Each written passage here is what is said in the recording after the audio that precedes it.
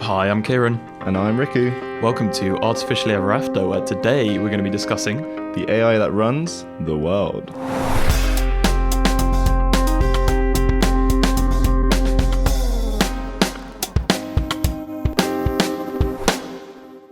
Hello.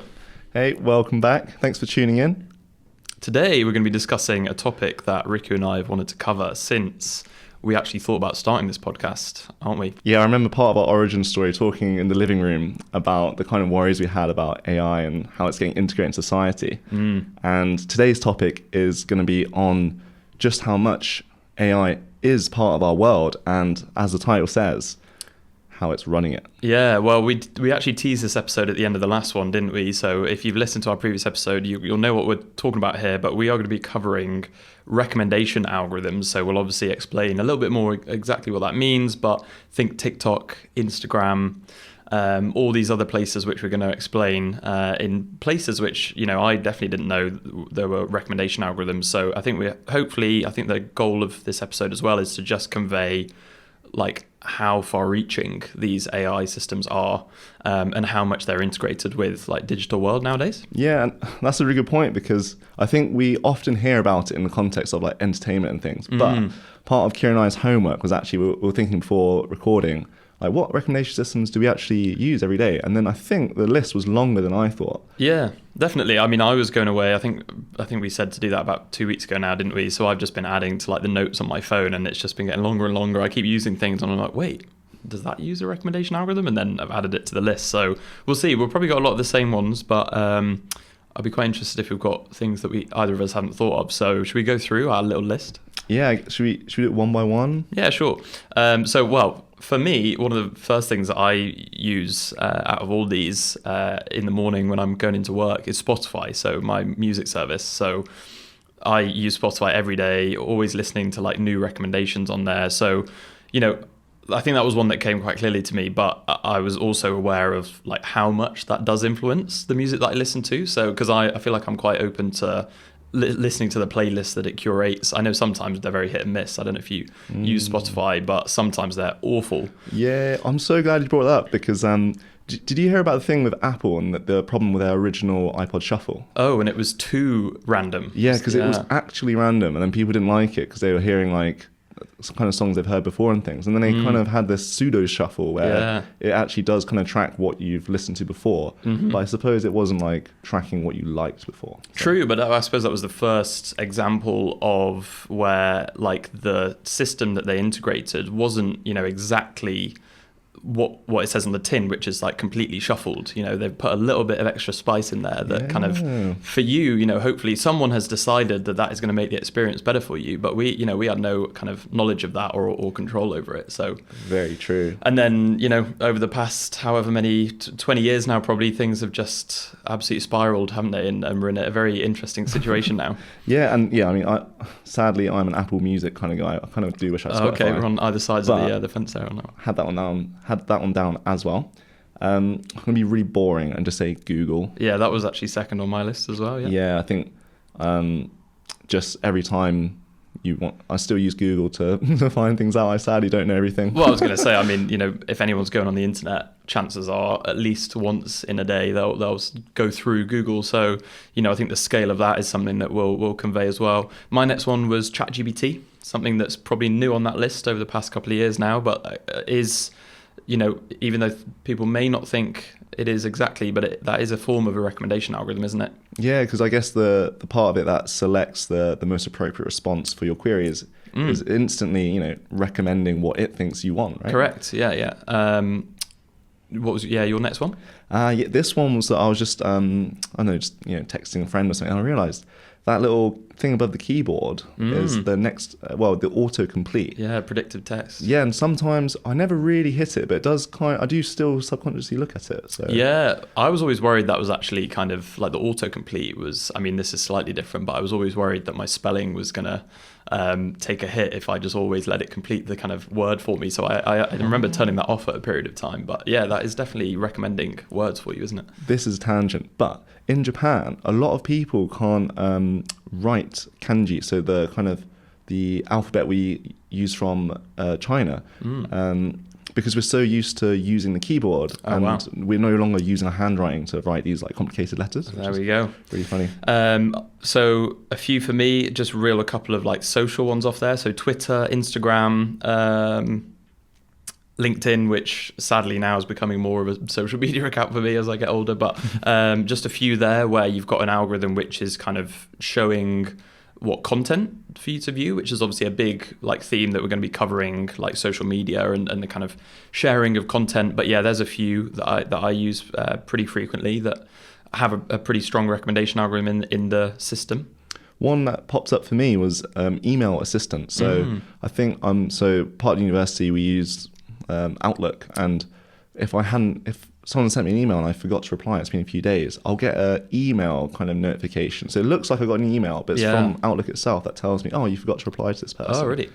Which is really handy. I really like that one. Oh, I've actually never received that, so that kind of says a lot about your email response skills there, Riku. I am actually really bad at replying. But on that topic, email spam filters as well, which is another one which I didn't necessarily think straight away was a type of recommendation, but there is a system behind the scenes there, which is, when an email comes into your inbox, there is something that's kind of deciding whether that is something that you'll want to see or whether that's spam that you don't want to see, and tucks that away. Because I know, I'm sure many of you have had the experience of someone saying, oh, just check your spam, have you actually received that email, or is it just in your spam folder? So it does get it wrong as well, but that is a kind of recommendation algorithm. And I had shoulder surgery just 3-4 weeks ago. And my appointment for that surgery initially was put in my spam filter. Oh, wow. So I didn't see it. And then I just got a call like, oh, you got an email, right? There you go, prime example. So, yeah, it was definitely controlling my life. Good job you found it. Yeah. What have I got next? So news as well. So I use Apple News a lot and BBC News as well. So these are ones which, you'd like to think that the current news and what's kind of in the headlines is pretty objective, but there is a recommendation system in there. There's in Apple News, actually one of the first things that I go to is the kind of For You section. So I'm completely like giving myself up there to the recommendation system, just going straight to it. So clearly in that instance, it's working well for me, or at least I think. And are you using that because you just want to use the algorithm to tell you what you want rather than thinking for yourself? Yeah, I mean, obviously we're going to clarify here what we mean by that. But yeah, to be fair, I think I go to that section maybe because it's a bit more kind of transparent what it's doing, because you do in Apple News get to select, like I think most news websites as well, you can pick a set of topics which are specifically of interest to you, and then I think one of the main things it does is filter all that content out based on the selections that you've made. But what we will come on to talk about in this episode is that you don't always have that option to select what you want to see, and that's kind of inferred for you. So we're going to come on to that, aren't we? I think my comment was actually more projecting on myself, because I was going to say certainly like stuff like YouTube Shorts and Instagram. Yeah. I'm definitely guilty of letting the algorithm kind of hook me in. Yeah, definitely. So, and on that note as well, entertainment in general, Netflix. So I definitely like a Netflix show every now and again, and that's something that I've never tried out their shuffle feature. That is a feature that Netflix has where you kind of completely give in to the algorithm. If you are kind of endlessly scrolling through Netflix and can't decide what to watch, there's a feature where you literally just let it pick for you and it starts playing something based on what you've watched recently. So I've never used that, but even just browsing, it has a very strong recommendation system based on what you've watched previously and other stuff. I'm just thinking of how many pizzas didn't have to go cold. Yeah, I know, right? Yeah. To satisfy that medieval urge of watching something whilst you eat. Yeah, exactly. So I guess that does cover just, why we named this episode The AI That Runs the World, is because it's everywhere. It really is just everywhere, isn't it? And you might have missed one, actually. I think there's one that you'd mentioned, which I definitely wouldn't have thought of. Oh, yeah. So, yes, thank you for reminding that. Another one is, if you want to go from A to B, it's so normal just to Google Maps it now. Just use some navigation algorithm. Yeah, exactly. That would, if you want to go somewhere, you just rely on it to tell you the best way to get there. But even before that, it's twofold, isn't it? So maybe roughly where you want to go or what kind of establishment you want to go to, but don't have the exact address or the exact place. Maybe you just want Mexican food, like you mentioned.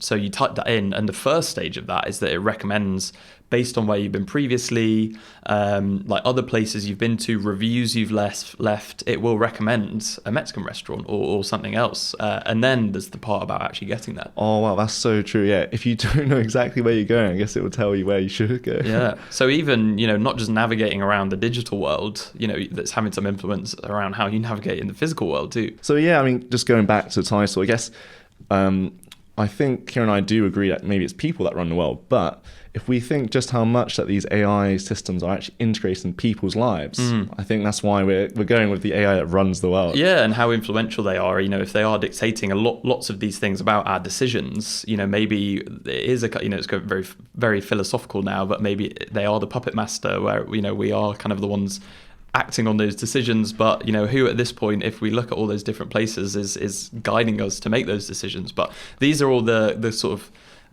questions we're going to be answering in the second half, aren't we? But in this first half, we're going to delve into like what actually are these the AIs that are powering these systems, how are they working, what kind of data is going into them, how are they trained. And then maybe we'll touch on some kind of future directions and what could happen if we kind of go on the same trajectory of integrating these systems. And then, as always, we'll do our little fun fact segment, won't we, Riku? Yeah. And then, we'll get a bit ethical and philosophical in the next half. Yeah, so do you want to kick us off then? So let's get into what are recommendation systems? Yeah, so what are recommendation systems? And again, we're going to peel back a second and go, what is recommendation? And I guess there's a few ways to think about this, and it's been a thing for humans for probably thousands of years, right? Because as part of living in society, we have people that know better than other people in certain things. So if I'm buying a car, for instance, or a bike, actually, I'd ask Kieren what bike to get because he's a bit of a bike man. I do like my bikes. Yeah, so I guess the central question is something like, given that you don't want to or are not going to explore all the possible items, what is the best one for me? I think that is probably the problem and the question that recommendation solves. And then when we talk about recommendation systems, I suppose we're talking about an automated way of addressing that task. Yeah, definitely. And I think in recent years as well, in our previous episodes, we keep discussing this trend towards these kind of like deep learning, very big models that you just kind of give a load of data to. And that is the trend we're starting to see now, isn't it? Is we're moving more towards like AI that's powering all of these systems with lots and lots of data that they can work with. Yeah, and I was trying to find what the first recommendation system was, and nice. It brought up a really intuitive example, actually. So it was to think of the library system. So it was called the Grundy system, and it was in 1979. And it was the first system where it had a predetermined set of rules. And what would happen is, if someone's looking for a book, they would answer a questionnaire, and their answers would essentially classify them through these predetermined sets of rules. And that would point them to a recommendation of books. Nice. I mean, you think like our parents' generation, I know when I was like doing my degree and I could just Google stuff, I'd always get my parents saying, you don't even know what it's like now. When we were kind of kids or in school, you'd have to like walk through the library, go down all the aisles, like check all the spines of the books and find the one that you actually needed, let alone then finding the content in the book. Yeah. So yeah, this is kind of a big sort of transition to where we are today, isn't it? But that's interesting. That was the first instance. Yes. And that example is predetermined set of rules. So it's kind of like, imagine you had this expert who knew what kind of books people liked. They were the ones making these predetermined rules. And once the rules are made, they don't change. But as Kieren mentioned, with these deep learning methods that learn patterns, recommendation systems move from this kind of Grundy system of books into what they are today. And essentially, they are trying to identify patterns in user behavior. Yeah, and I think to identify those patterns, just because we're talking about these deep learning methods with so much data, I think because we're so active and present digitally now on the internet, there is all of this data historically about our interactions with products on the internet, adverts, different people, on social media. So there's all this data about what we've done historically.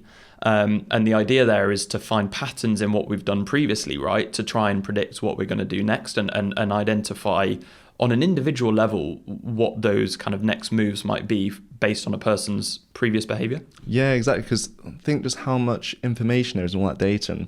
So there's two ways of using this information. And one of them is user-based filtering. And that's just based around the idea that you probably like items similar to people that you are also similar to.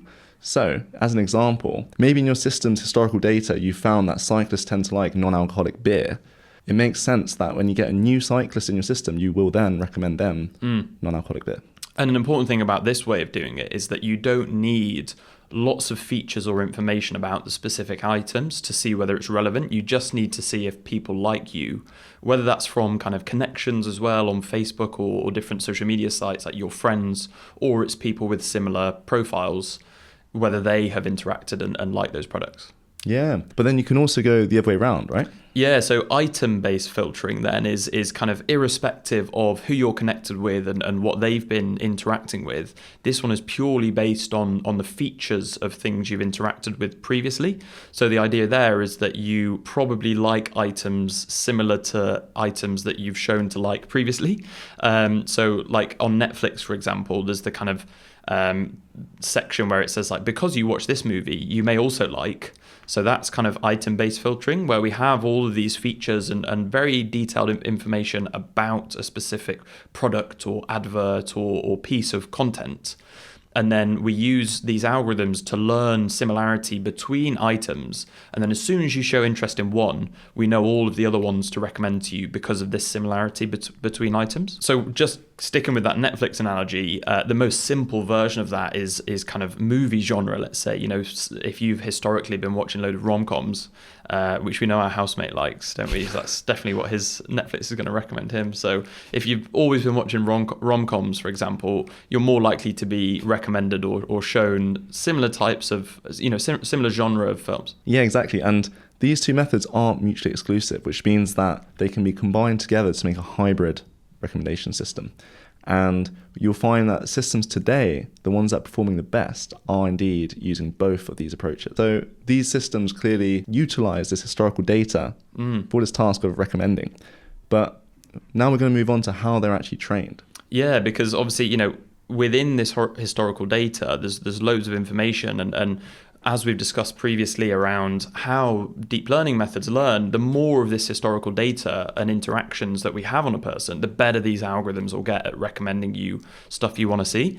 So in the example of entertainment or social media sites such as TikTok or even kind of Netflix, not only is it just the things that you're kind of clicking on and what you're interacting with, they also look at how long you're looking at content for, you know, whether that's on YouTube, how long you stay on a video, how long you look at an image for on Facebook, how long you stay on a TikTok video or something. So there's so much kind of rich information, not just about what you're kind of clicking on or what you purchase, but there's things about how you browse and what you're kind of focusing on and where you stay, comments, you know, who you're sharing stuff with. And another thing too, which is kind of a lot more clear, is just kind of ratings of products. So on Amazon, for example, you know, if you do happen to rate something that you've purchased, whether that's just the kind of 5-star rating or you actually give a description. So all of this data is being culminated into making that prediction. And then the important thing that happens and how these algorithms are able to improve is that each time a recommendation is made, if we have instances when a user has then actually gone on to watch something or they've gone on to purchase something, we have the kind of real historical data then of what actions they did make. So we have this constant challenge of trying to predict what the behavior is going to lead to versus when we actually observe the person's behavior. And it's this kind of difference between predicted and actual behavior that these algorithms are learning to minimize. And the more of this historical data that they accumulate and build up, the smaller that error gets, and therefore the better they get at predicting what a user's behavior is going to be. Wow, yeah, and we're going to touch on this in the second half, just what the potential risks are when you have these systems that actually purely trained to optimize a type of human behavior. Exactly. And just quickly, one last thing to note is, you know, I was saying about the more historical data you have. Something else we're going to cover as we move on. So the likes of TikTok or Instagram Reels, like these short video recommendation algorithms are some of the most advanced versions of these algorithms. And one of the main reasons for that is because they have so much data on the interactions of people kind of scrolling through these feeds of short videos. So they have basically the largest data set of human behavior in the specific context of their website, which basically leads to the most advanced AI.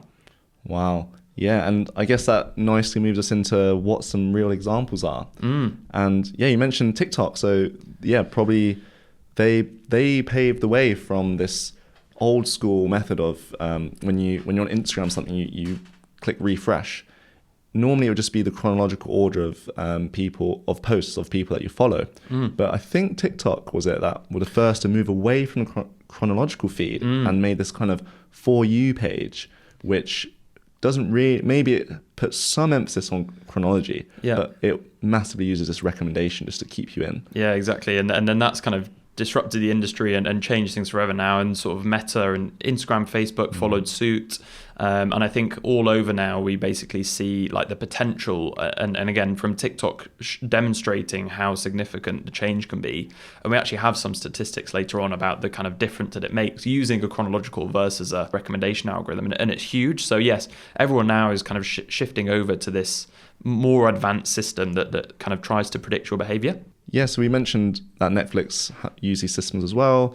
A little statistic from YouTube says that more than 70% of YouTube content that people watch is recommended by these algorithms. So that just highlights the difference between the number of videos that people specifically search for versus the number of them that are just shown in front of them and they click those instead of searching for something else. And again, like we mentioned earlier about having all this historical data, we have this positive feedback loop that, as we generate more data, so we're interacting more with the digital world, these algorithms are getting better and better, which recommend us more things that we may click on, which then go back to the algorithms, make them better. So, these are continuously improving very, very quickly. So over time, the only direction that these algorithms are going to go is in a direction that is getting better at understanding your behavior. Wow. Yeah, so hopefully that covers what recommendation systems are. And at least from the purpose of their conception, they're trying to help you out. They're trying to, save you the time of having to read everything or look at every possible thing. And they'll show you what you would have wanted had you looked at everything. Yeah. Or do they? Or do they? We'll find out in part 2. But now let's have a little break and do our fun fact segment. So, fun fact. So I'm going to be going first this time. I'm going to be talking about how we pass messages in day-to-day life. And nowadays we communicate almost solely through digital world. And one thing we have to protect ourselves against is someone intercepting your message. So that's why we encrypt our messages. And right now, if you use normal computers, it takes literally millions of years to decrypt these messages. So your messages are safe for now. But when these new computers called quantum computers become a thing, because of how they compute, they can solve these decryption processes in minutes, making digital message passing no longer safe. So in light of today's episode, as a recommendation, I think once these quantum computers become a thing, we can start taking a leaf out of President Wilson's unit, who released a pigeon to deliver a physically written message on the leg of a pigeon. And these these trained pigeons can travel 60 miles an hour, ensuring you both fast and secure message. 6-0. Yes. Wow. Wow. You've been watching too much Harry Potter, mate. Right. My fun fact is actually funny. So in January of 2020, Facebook's AI-powered translation feature almost caused a diplomatic incident between Myanmar and China after there was a live translation of a speech by President Xi Jinping. And when it was translating it from Burmese into English, on the social media site, it kept translating his name as Mr. Shithole. Come on, man. And yeah, Facebook subsequently blamed the problem as a technical error and apologized for offending the Chinese leader. Wow, that's really... Quite intense, isn't it? That's very intense. Okay, back to the episode. Okay, welcome back. So, Riku, do you want to kick us off on the discussion of whether these algorithms are actually serving us or are they persuading us? Yes, it's an interesting question because are they giving us what we would have wanted anyway, or are they convincing us to have wanted something? So what we notice with these big companies such as Google, Facebook, TikTok and Instagram is that they're free. And you've often heard, I don't know if you've seen, what's it called? The social dilemma. Social dilemma, yeah. When they say you are the product. And we definitely feel responsibility to almost repeat that mantra because... Yeah, nothing's free in the world, is it? Yeah, exactly. And just one really easy statistic to back that claim, if you haven't seen the social dilemma, is 85% of Google's revenue is made in ads. So of course they're going to they're going to optimize whatever way they can. So the real customers there are the actual advertising agencies, aren't they? So we are kind of just the commodity. We're the product that's being sold.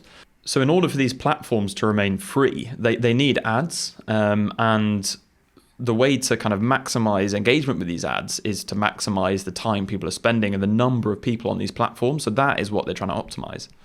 Yeah, exactly. And we mentioned before that these algorithms are optimized for specific user behavior that they want. And the most intuitive one is they just want to maximize clicks. And again, with machine learning in general, is that you can optimize behavior, but you can't necessarily know how that behavior is optimized. So these systems have no understanding of whether we actually wanted to click something originally or whether the system we're interacting with actually managed to persuade us to click. And arguably it doesn't really care, does it? I mean, it's the kind of end outcome which is important. Exactly. And just to kind of give evidence for this, TikTok, which we mentioned has some of the most advanced recommendation algorithms, just to give an example of the kind of numbers that they sort of achieve here and how effective and powerful these algorithms are at engaging people with their platform. So these are some worldwide usage stats for TikTok as of July 2023. So 90% of TikTok users, they use the app daily. And 60% of those users, they spend more than 10 hours on the app each week. And if you extrapolate that out, I know I appreciate that's a big assumption, but on that kind of average usage, if you extrapolate that to kind of the average lifetime, people will spend 2.3 years of their life on this app and kind of scrolling through TikTok content. And they have, as of July 2023, over 1 billion active users every month. So, the scale of it is just quite hard to actually understand. Wow, that is crazy. And just for context, the NHS recommend at least 2.5 hours of moderate intensity exercise a week. Or if you're being vigorously intense, an hour and 15 minutes. In 2020, though, a study by YouGov found that a quarter of Brits don't even get one half an hour exercise session a week. Wow. So just that, it's kind of such a small fraction of that number, 10 hours a week on TikTok. And we're looking at these numbers, which are just a suggestion that we can't even meet, really. Yeah, and in 2021, a study in America found that the average reading time of people over 15 was less than 2 hours a week. Wow. So if we start thinking about, are they serving us or are they persuading us? And we think about what is best for us, I would strongly argue that maybe doing more exercise or reading would be better than whatever these algorithms are convincing you to click. And what we've also seen as well, and just another testament to how powerful TikTok as one example's algorithms are, we've seen these kind of pretty significant trends of usage which are declining for other social media platforms, and it's just going up and up for TikTok. So they really have kind of cracked the system here and got these algorithms down to a T. And again, like we said, the more people that are going over to the app, using the software, the more time they spend on there, these algorithms will just get better at understanding what to recommend you next. And I think just from those stats on kind of exercise and reading and stuff, that, if we're spending that like chunk of our time, we've only got a fixed number of hours in the day, and the number of hours that we're spending on these apps is going up. These systems aren't just controlling how we're interacting with the digital world now. They're actually completely changing what we do on a day-to-day basis and affecting what we do in the physical world too. And we're not going to delve into it too much in this podcast, but you might have heard of this kind of hacking of the dopamine system. Like, these algorithms are just trained to give you very short bursts of stuff that you want to see that's kind of very engaging, and it gives you these kind of short dopamine hits that you just want to kind of keep scrolling through, and it is in a way addictive. And it's kind of we're seeing all these behavioral trends. So, outside of just these systems, they're having this transcendent effect on our behavior, not just with the digital world, but with basically just our whole lives. So it's hard to kind of emphasize the significance of these algorithms. Their effect is so far reaching. Yeah, and I'm really glad you mentioned about how we have a fixed number of seconds or time each day, because if you think from the content side of things, the content on these media platforms doubles each year. So you got many more posts competing for the little time you have. That is crazy, yeah. And just that kind of point we mentioned about the amount of time we're spending on these platforms going up, the content increasing, it all shows this trend of us kind of using these platforms and consuming our content through them more and more. So you can imagine, if all of the information that we're kind of receiving, not just from the digital world, but probably what our friends say to us because of what they've seen online as well, but if all of that is coming from these recommendation algorithms, if they're not optimized for what's in our best interest, at the scale of 1 billion users just on one platform alone, and that is becoming our primary source of information, you can only imagine the kind of effects that is going to have. So we do have some points now, don't we, on the kind of impact that can have. So if we remember that the recommendation systems are built on the history of user behavior and the items they like. So if we just observe human behavior in general, there's been many studies showing that things that generally align with people's beliefs are not that attractive, but moral controversy is. And we find that these morally controversial news stories and things, they're the ones that get the most hits. And then we see this back and forth where you get polarization on these social media platforms where you repost things that you either strongly agree with or strongly disagree with. And because you follow people that you agree with, all that will do is circulate either things you really agree with or things you really disagree with. And you end up with this like parasite-like effect where this things you disagree with will get stronger and stronger in your community. And then it just takes one person from the opposing side to see your thread of shares, and then it circulates around them and it goes back and forth. I think, yeah, exactly. I mean, if I'm just kind of thinking about scrolling through my Facebook feed or something, if something that you already know or that you already believe, it's probably not going to provoke much of a response from you. You just kind of scroll past that. But it does kind of make total sense that if there is something that you're going to share to someone else or like or comment on, if you want to give your opinion, it's probably something that is kind of new to you or that you don't necessarily agree with. You probably share it if it's controversial. You think, oh my gosh, like this person's got to see this. So it does make sense, doesn't it? But this back and forth, it's been shown to happen without recommendation systems. This is just something about human behavior. That's how these are the types of things we share amongst each other. Exactly. And these recommendation systems are just sort of tapping into that, aren't they? And they've realized that is the part about human behavior that results in the most engagement and the most time spent on the platforms. Exactly.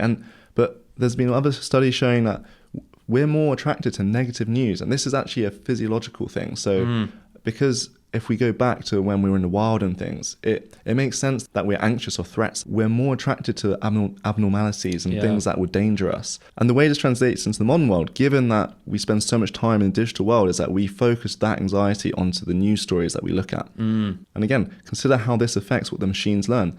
All they're doing is learning human behavior. They're not actually trained to circulate negative news. They're not trained to cause this back and forth polarization. These are things that stem from humans and their behavior. That is true. The only thing I would kind of caveat that with, though, is that I do strongly believe, and I think a lot of people that have kind of spoken out from the tech industry say that there is a kind of conscious decision to tap into those parts of human behavior that result in this kind of increase in engagement and therefore time spent on these systems, and amplifies all of these effects. So I do agree that, it's not the kind of design of the algorithms themselves, but there is potentially some kind of malicious design going on from what has been discussed in things like the sort of social dilemma.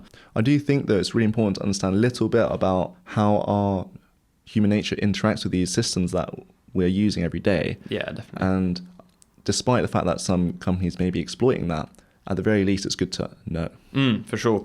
But interestingly, I mean, you hear these, for years now, there's been a discussion around the effect of these recommendation algorithms on kind of polarizing political views and kind of creating these echo chambers. But very recently, actually, just last year, there was some fairly impactful research papers that were published in two very big science magazines, Science and Nature. And there were 4 research papers which set out to better understand the impact of Facebook and Instagram on key political attitudes. And they did this. These studies were conducted during the 2020 US election cycle and published last year. And one of the studies, so just to give some scale of this, one of them averaged data points across 208 million US Facebook users. And it was done over a 3-month period.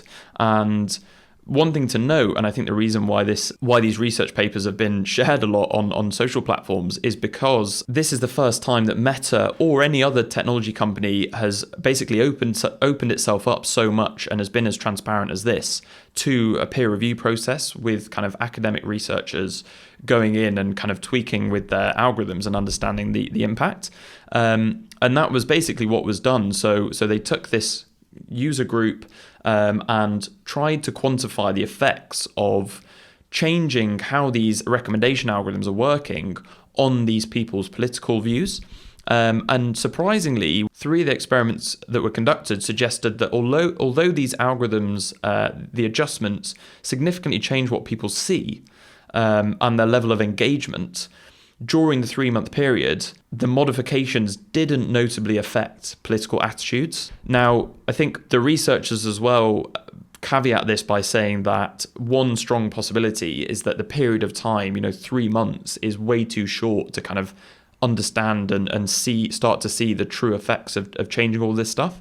But it is interesting to kind of note. But some of the stuff we wanted to kind of focus on rather than the implications are the kind of direct impact of tweaking those algorithms. And one of the main findings that they got from this was when we go from just a normal kind of chronological feed where you see stuff in order to when we start using these recommendation algorithms, the time that people spent on these platforms increased by 50%.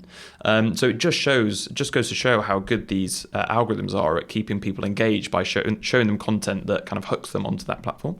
Wow. So on that note then, just to kind of wrap things up, we're going to just briefly touch on some key considerations when you're kind of using these platforms that have these recommendation algorithms at their core. So do you want to tee us off? Yeah, so the first one we've got here is transparency. And maybe the flagship example of that is X, or formerly Twitter. I don't know how long we're going to be saying formerly Twitter, yeah. But they open source their recommendation algorithm system. So this means that anyone can look at the code.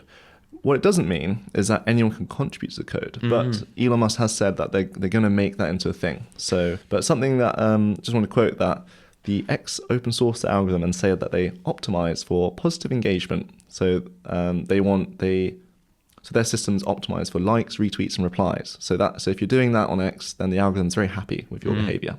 And that reaffirms that sort of engagement goal, doesn't it? Rather than just showing you, what you might be searching for. And another thing's fairness. I mean, the fact that these recommendation systems do follow your user behavior and things, you can imagine that certain individuals from different backgrounds and ethnicities and genders, religions can actually be identified. And obviously, these algorithms should be designed to mitigate biases and ensure equitable outcomes. Yeah, exactly. And that kind of taps into this next point on privacy, all this kind of personal information, this data, which has been sold onto these kind of external companies which can use the data in their own way. So anonymization is super important as well, isn't it? All these things do tie into transparency and fairness and privacy. It's about making sure these algorithms are built that don't exploit the user. And that gets you onto your final point of free will, doesn't it, Riku? Exactly. This talks about free will, and this really loops back to the first thing we said in this section, which is, do these systems serve us or persuade us? And I think free will is a good way to think about this. So what is free will? And I think there's many ways to answer that philosophically, but I'm just going to say something like, it's the perception that we choose how we act. So we feel like we have free will because we think we choose how we act, right? But what if you could predict how someone will act? Maybe I can look at how you're behaving now, Kieren. I'm going to know what you're going to eat for breakfast tomorrow, right? But when Kieren wakes up for breakfast tomorrow, he's fully under the impression that he decided what he had then. But what if we could have predicted that earlier on? And then you can ask, well, if some of your actions are therefore seemingly predetermined, what can this say about your perception of those choices or actions? And a kind of related example to this is the story about how a big supermarket company in America predicted someone's pregnancy. And the way the story goes is that this family that shopped at the supermarket received flyers for some maternity products directly addressed to their 16-year-old daughter. And you can imagine that the parents, they were shocked by this, and they were angry, and they went straight to the supermarket and complained, saying, why are you sending this to my daughter? She's 16. And then I think the manager at the store at the time just apologized, didn't know what was going on. But they called back a few weeks later saying, sorry, we've had a look, and we actually have systems that predict whether people are pregnant, because if you can successfully predict someone's pregnancy and manage to hook them into your get in early. ecosystem. Yeah, they found that it's a very good customer to have. But then during this call, the parents apologized in return, saying, sorry, but it turned out our daughter is pregnant. Wow. So the interesting thing here is that the AI system knew more about this pregnancy than the people involved themselves, which then does go back to the beginning when we asked, does it serve us or persuade us? In this case, it served this family because it knew that they needed these pregnancy products. Yeah. And contrary to their kind of anger where they thought they were getting persuaded, it turned out that the AI was right. Wow. So it really does show the sort of responsibility that these companies are having and how they can influence kind of the decisions that we're making, and even get into this discussion of free will. But just to kind of bring that back to, you know, the kind of future of these algorithms and where we need to go with this. Now, we can't put the genie back in the bottle. You know, we're in this world where we're very dependent on these systems. We have so much data out there on the internet that it would be infeasible to kind of scrap them all together and have to kind of navigate that world by ourselves. You know, I think most of the internet that we know has been kind of empowered and run by recommendation algorithms. So they are important. But what we need to prevent from happening is this kind of mass collection of data at a scale that is kind of unrestricted and allows these companies to kind of very, very effectively understand behavior and influence it for their kind of own agenda. Now, governments have started to accelerate their efforts to govern these recommendation systems and prevent kind of future instances of harm, because we've seen some of the effects that these algorithms have been having when they're unregulated, and government has been playing catch up. And now, with a lot of kind of new AI regulation in the works, recommender systems have actually been designated as high-risk AI systems. So governments are aware of the impact that they can have, and that they need to be kind of top of the priority list for what is regulated. And before these AI systems just get kind of exponentially better, we need to get something in place. And basically, all the legislation that's happening, the EU is kind of leading the way with a lot of these laws which are being put in place, but they all roughly aim to ensure transparency and kind of enforce these companies to open source their algorithms, show what kind of data is going into the decision for suggesting content, risk assessment, so really like enforcing them to critically think around how the actions that they make at the top of these companies, how that transcends and affects the now billions of users in some cases, and basically add user control in these systems through audits, data access, opt-out options, so give the user some kind of control of their data back. And one other suggestion that's often crops up is to actually like tax the companies based on the data assets that they have, because, you know, it's our data that's being taken. So rather than just let that be endlessly tapped into, and kind of the more data that a company is able to gather, the better their systems, the more ads they get in place, actually limit how much they can sell of our data, and therefore how much money they can make and how much they can dictate our kind of behavior on their platforms. So I hope we conveyed in this episode just like how widespread these systems are and how much of an impact they can really have, because they're so important, aren't they, Riku? Yeah, exactly. And that's why we timed with it how we did. And you know, they're choosing what you see, and on all these things that we're using for our day-to-day life. They promise, you know, they know what you want. Maybe they know it better than you. Maybe they don't. And it's really important that as we're using these, we just stop and think, like, it's literally choosing what we see, and can we trust its judgment of us? Exactly, yeah.